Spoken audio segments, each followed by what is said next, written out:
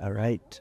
It has been a pleasure working with RWI for the past 2 years, and particularly in making sure the region is understand the work on environmental rights. And I think it's been very productive partnership, especially since RWI is already a CSO with consultative status with the ASEAN Intergovernmental Commission on Human Rights. And with that relationship, I think it's really important because of RWI can provide it something that our commission doesn't have in terms of the capacities and technical expertise on some of the areas that we're lacking. And because of that, I think this partnership is very crucial in that way. Second thing, I think if we look forward to what RWI can do more, I think it's really in terms of the capacity building to roll out the practice of rights, how to make rights be realized on the ground. And I think that would be the crucial role that RWI can play, and also the engagement across the regions, not just in one of the countries, but now in some other countries, including in the new member states of ASEAN, which is Timor-Leste. And last but not least, I think I really appreciate the support that RWI has provided to Aisha, and looking forward to continue to work with RWI as well. Thank you. We have had a wonderful collaboration with RWI over the past couple of years.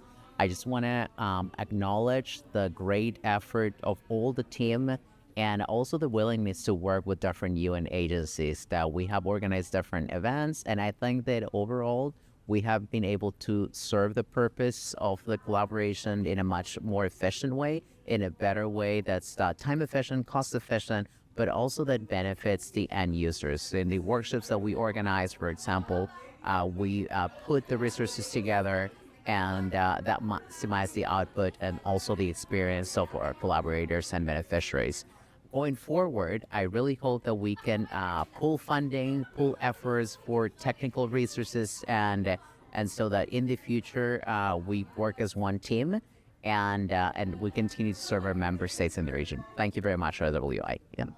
Hello, RWI, the Ateneo Law School, and Ryan and I want to congratulate RWI and thank you for giving us the opportunity for collaborating in the area of climate change. In my case, the gender transformative approach, which I have researched and lectured, has been very rewarding, and until now, we use it in our classes. Our partnership with the RWI has been one of the more long-standing collaborations in the Ateneo Law School, and in particular, the last 2 years has been very fruitful, and we are very grateful for the opportunity to engage with academic institutions, particularly in South Asia. And this is had been a very good experience for us, a very good learning experience for us. So I hope that in the future, RWI can continue to engage with academic institutions, national human rights institutions, for capacity building in the area of human rights and other subtopics, displacement, climate change, etc. Because I believe that this is one of the more important areas for the furtherance of human rights in the region and in the entire world. So thank you, RWI, and we're hoping for further collaboration with you. Thank you. Thank you.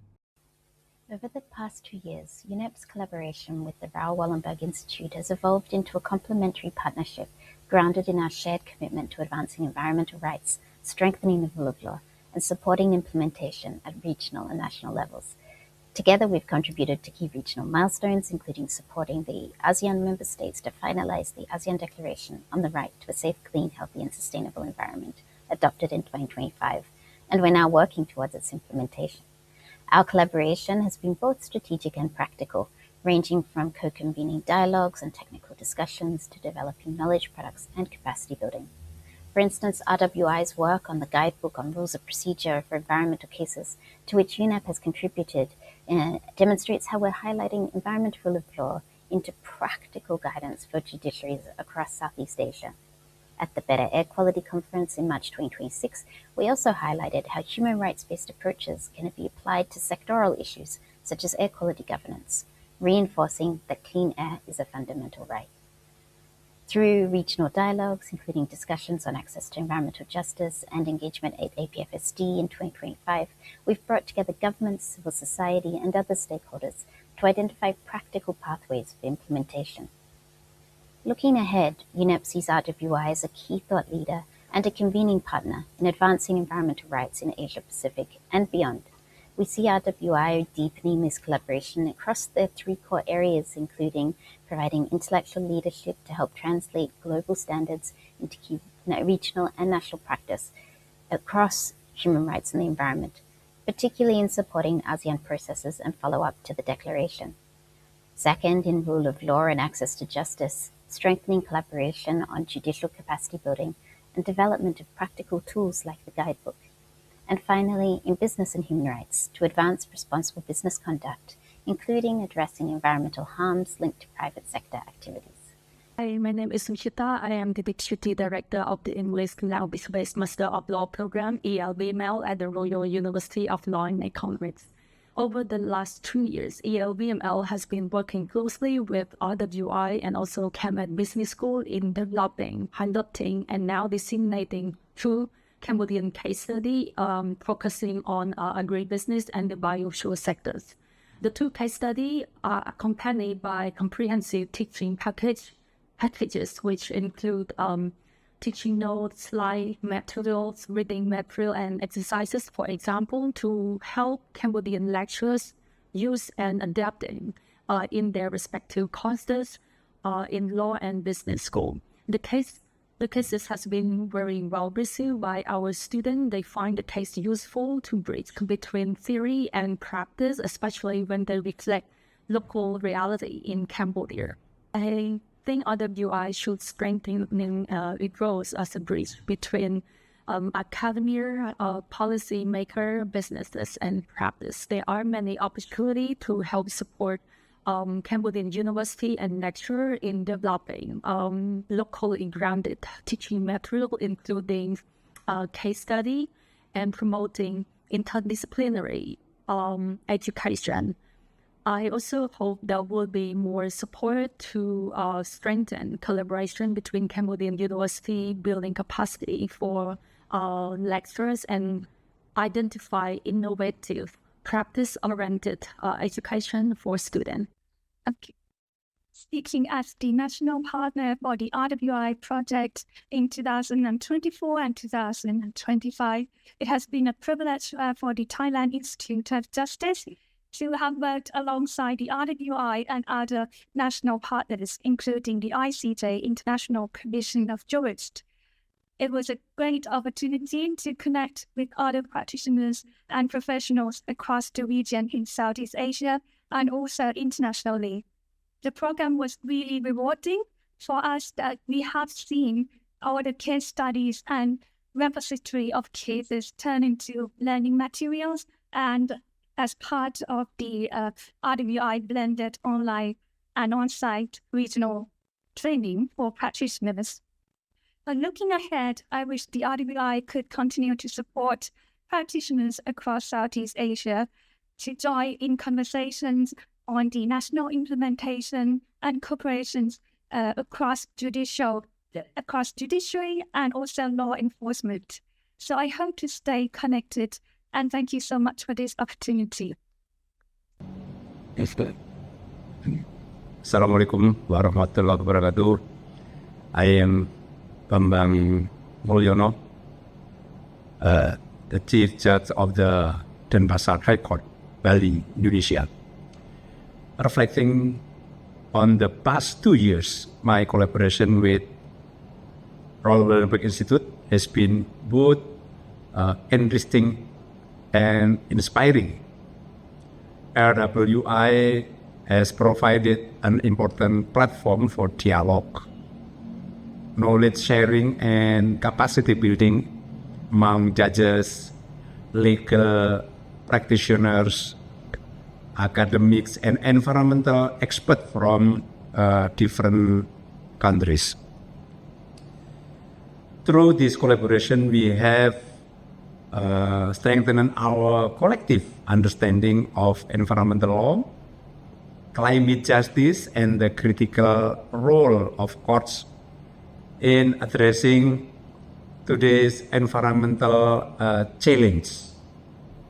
I particularly value the spirit of partnership, openness, and mutual learning that RWI consistently promotes.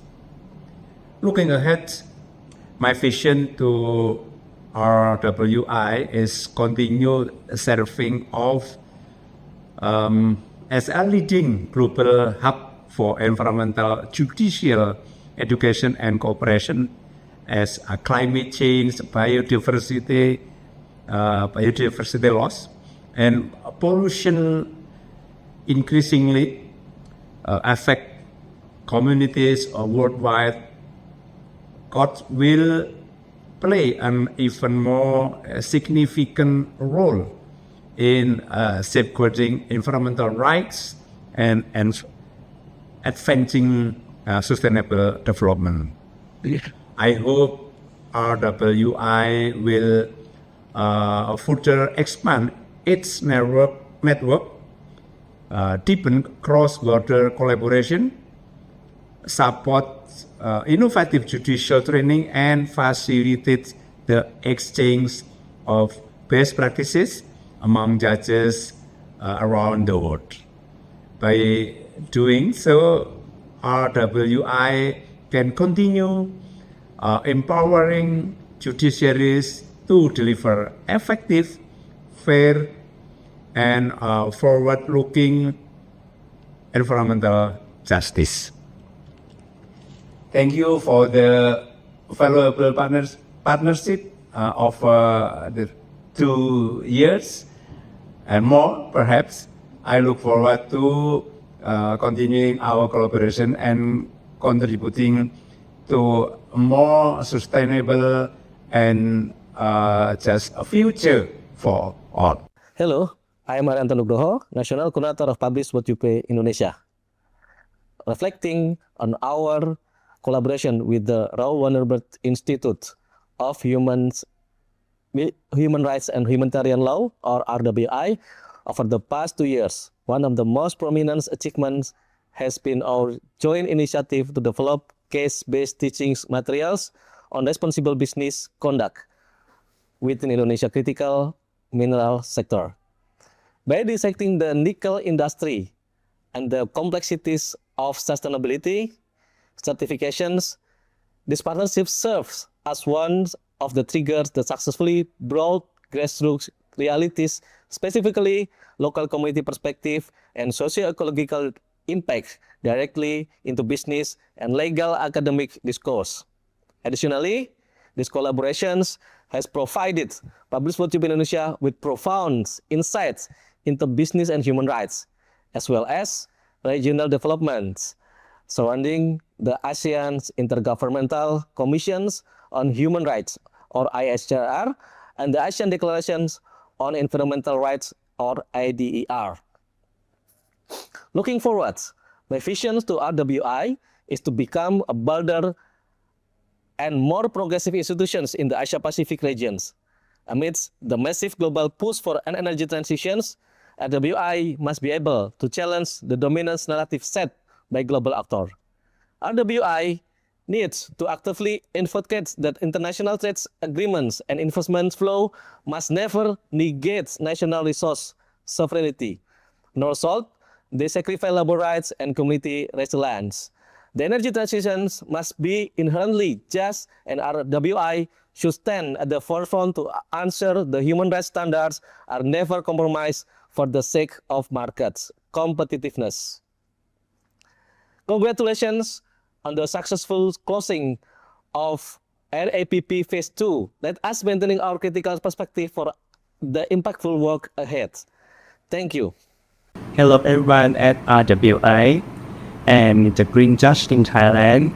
We're happy to run with RWI, especially about the issue about environmental protection and the human rights and access to justice. What I appreciate is that RWI knows is RWI with strong commitment about the health of people, especially in the problem, in the environmental problem and the human rights challenges nowadays.